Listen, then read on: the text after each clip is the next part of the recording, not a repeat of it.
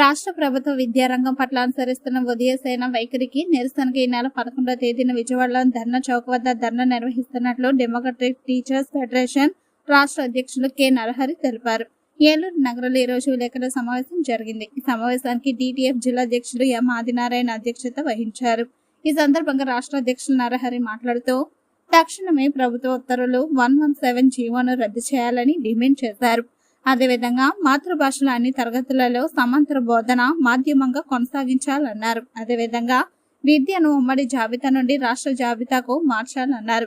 ప్రస్తుతం పాఠశాల పనివేళల అమలులో ఉన్న వాటిని కొనసాగించాలన్నారు. ఐటీడీ ఆశ్రమోన్నత పాఠశాలలో మిగిలి ఉన్న పోస్టులను అప్డేట్ చేయాలని అన్నారు. అంతేకాకుండా నూతన పే రివిజన్ కమిషన్ ఏర్పాటు చేయాలన్నారు. మధ్యాహ్నం వృత్తి 30% ప్రకటించాలని డిమాండ్ చేశారు. ఈ కార్యక్రమంలో డిటిఎఫ్ జిల్లా వైస్ ప్రెసిడెంట్ సుబ్రహ్మణ్యం, రాష్ట్ర కార్యదర్శి కె సురేష్, పలువురు జిల్లా నాయకులు పాల్గొన్నారు.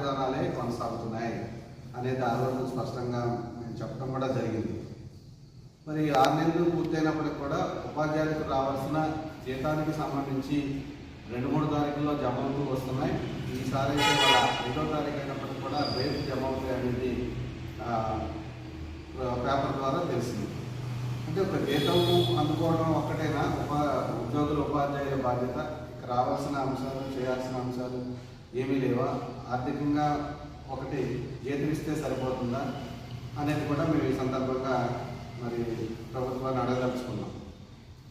ముఖ్యంగా ప్రభుత్వం ఈ విద్యారంగాన్ని సంస్కరిస్తామని చెప్పేసి చెప్తూ వస్తుంది. మరి ఏదైతే గత ప్రభుత్వం తీసుకొచ్చిన 117 జీవో ఉందో ఇది పాఠశాల వ్యవస్థను చిన్నాభిన్నం చేసింది. ముఖ్యంగా 4500 పాఠశాలని రాష్ట్రంలో 3, 4, 5 తరగతులను తీసుకువెళ్ళి సమీపంలోని ఉన్నత పాఠశాలలో చేర్చడం జరిగింది.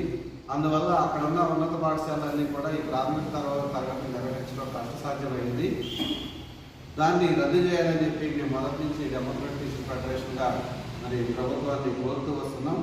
మరి ఈ ప్రభుత్వం వచ్చిన తర్వాత రద్దు చేస్తామని చెప్తున్నారు, కానీ ఆ 117లోని అంశాలనే కొనసాగిస్తూ ఈరోజు పాఠశాల వ్యవస్థ మరి గత ప్రభుత్వం 6 అంచెల పాఠశాల వ్యవస్థ ఉందని ప్రకటిస్తే ఇప్పుడు 4 అంచెల వ్యవస్థ ఉందని చెప్తున్నారు.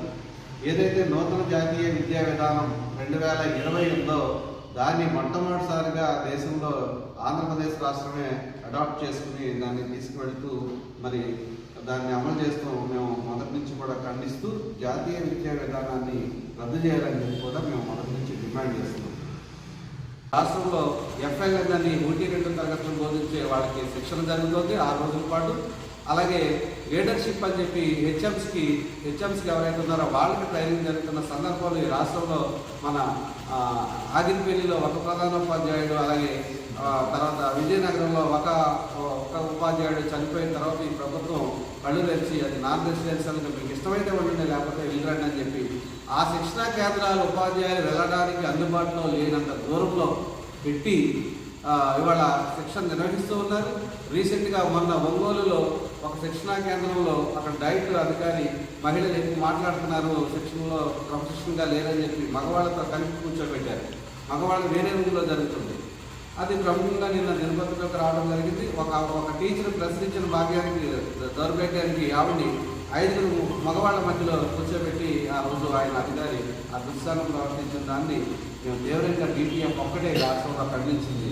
ఆ ప్రభుత్వం వచ్చినప్పుడు ఒక మోడల్ ప్రాథమిక పాఠశాలను ఏర్పాటు చేయడం జరిగింది. అంటే ఆ ఊళ్ళో ఉన్న ఒక పెద్ద స్కూల్ని 5 టీచర్లు ఇచ్చారు, 80 మంది ఉంటే అవి విఫలమైనాయి. ఆ విఫలమైన తర్వాత మళ్ళీ సదరు సోకాళ్ళు ఉపాధ్యాయ సంఘాలు ఏవైతే 8 సంఘాలు ప్రతి శుక్రవారం చర్చలకు వెళ్తున్నాయో వాళ్ళు ఇదే సూచించారు, మోడల్ పెట్టండి. మాకు రద్దయిన జీవో 3 అనేది రద్దు చేశారు. దానివల్ల గిరిజనులకి చాలా ఇబ్బంది ఉంది.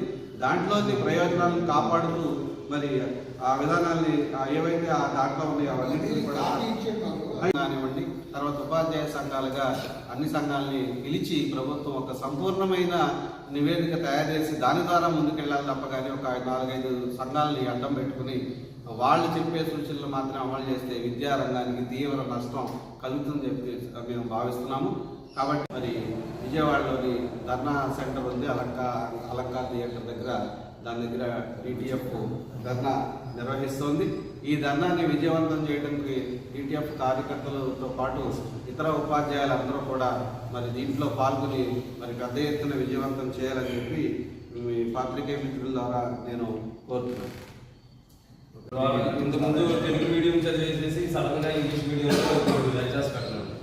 వాళ్ళు ఏమవుతుందంటే ఆ ఎగ్జామినేషన్ పాయింట్ ఆఫ్ వ్యూ వచ్చేటప్పటికి ప్రశ్న అర్థం చేసుకోవడంలో వాళ్ళు పొరపడుతున్నారు.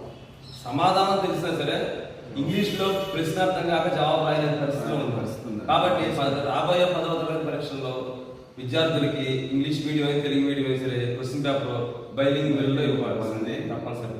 ఎగ్జామినేషన్ కూడా బైలింగ్వెల్ ఇస్తారు, కానీ పబ్లిక్ ఎగ్జామినేషన్ మాత్రం ఇంగ్లీష్లోనే ఇస్తారు. ఇంగ్లీష్ మీడియం ఇంగ్లీష్లోనే ఇస్తారు, తెలుగు మీడియం తెలుగు మీడియం ఇస్తారు.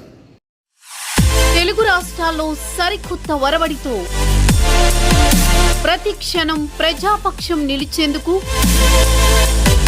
Minute to minute live updates తో పాలిటిక్స్ టు ఎంటర్టైన్మెంట్, ఎప్పటికప్పుడు తాజా వార్తలు సరికొత్త విశ్లేషణతో మీ ముందుకు వస్తోంది APNTS తెలుగు న్యూస్ ఛానల్.